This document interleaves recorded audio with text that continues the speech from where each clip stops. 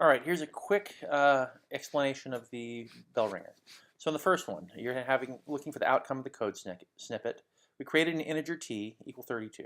First line after that is your if statement. Are we checking to see is t, which is 32, less than or equal to 32? There, equal to 32, so correct. Come into the if statement line.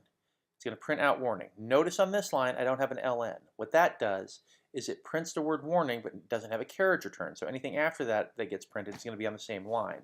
So if t equals 32, which it does, system out print line freezing. Now what happens now is freezing is going to be appended to the same line as warning, and then a carriage return is going to happen after that. And then it'll never hit this else statement. So the only answer that is correct is this one right here, or this one right here, freezing and warning and freezing. Question number 2, what is the outcome of the following code snippet? So I10, J20, so created 2 integers. You can do that if you didn't know that, and I may have explained this, but you can create integers like this, declare an int, and then if you have a comma all in the same line, it knows that j is going to be an integer as well.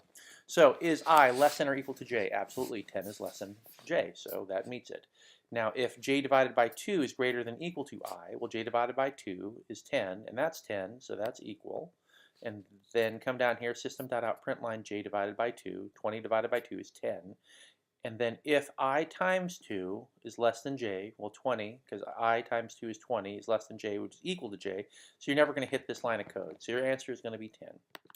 Now, question 3, what is the following code snippet outcome for that snippet? So you got 2 floats, 0.5 and negative 2.5.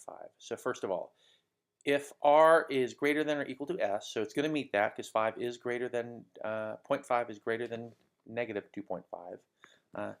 If s is less than negative r, well, negative 0.5 is greater than negative 2.5, so that's met as well. System out print line s times r. So you're going to have half of negative 2.5, which is negative 1.25. So that's going to be negative 1.25. If 5 times r, which is 5 times equals a negative 2.5, so 2.5 equals 2.5, so that is met.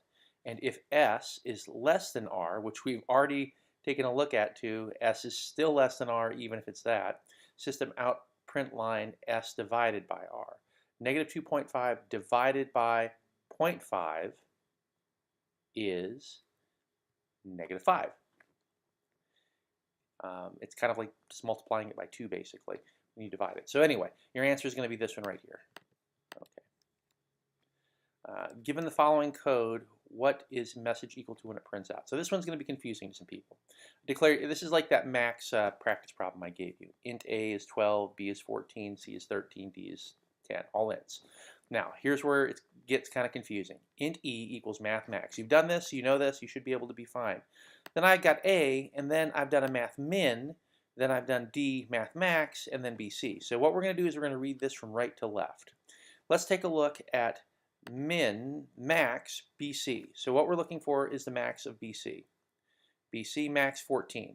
So now we're going to do a min of d 10, and because we already found that this one was 14, 14. So now this returns 10, which then gets us to math max a, and what we just found out, 10, a is 12. So 12 and 10, the max is 12. So in this message, absolute value, this is kind of a pointless line of code, but just means it's, it's is e, which is 12, less than c, which is 13.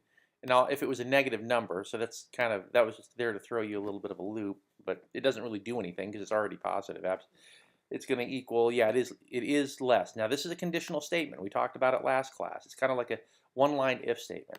So is 12 less than 13? Yes. And so this is like your if statement right there. So that basically, it's your fork in the road. It tells you it's an if statement. So then what happens after that is you got the condition if it's true and the condition if it's false. If it's true, you're going to get e divided by 2. E divided by 2, remember, was 12.